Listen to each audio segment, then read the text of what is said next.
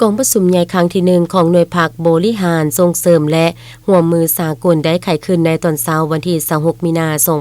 2025ผ่านมานี้ที่แผนกแผนการและการลงทุนโดยภายใต้การเป็นประธานของสหายบุญยอดโลวันไซ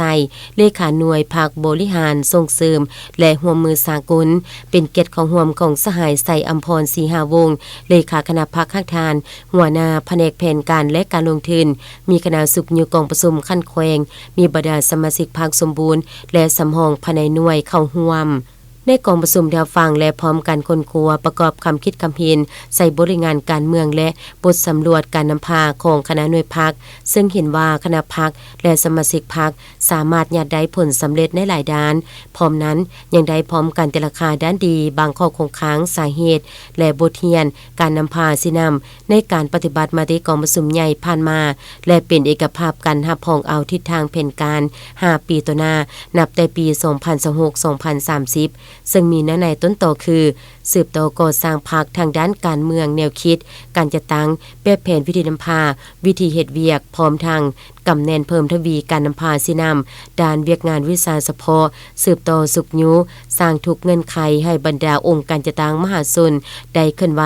เพิ่มทวีเวียกงานป้องกันศาสตร์ป้องกันความสงบสืบต่อก่อสร้างพรรคตามหาหลักการ3ทิศนำทิศพันกับการปรับปรุงการจะตั้งและเวียกงานอื่นๆพร้อมนั้นยังได้ใช้สิทธิประชาธิปไตยของตนป้อนบัตรคัดเลือกเอาคณะพรรคสุดใหม่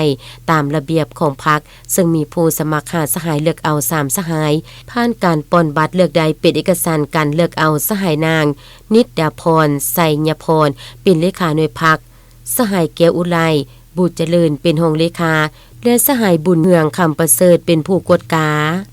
โอกาสนี้สหายไสอัมพรศรีหาวงศ์ได้มีคำเห็นอารมณ์ต่อกองประชุมซึ่งสหายได้กล่าวย่องโยสมเสยต่อผลงานของคณะหน่วยพรรคและสมาชิกพรรคญาติมาได้และให้คณะพรรคสุดใหม่สืบต่อเอาใจใส่ศึกษาพรมการเมืองแนวคิดเห็นให้สมาชิกพรรคพนักงานราชการเสริมซึมกำในแนวทางเปลี่ยนแปลงใหม่ของพรรคอย่างรอบด้านมีความตื่นตัวทางด้านการเมืองสูงเพิ่มทวีความสามัคคีภายในพรรคให้หนักแน่นโดยเฉพาะคณะพรรคสุดใหม่ให้มีการจะตั้งพันขยายมติครั้งที่1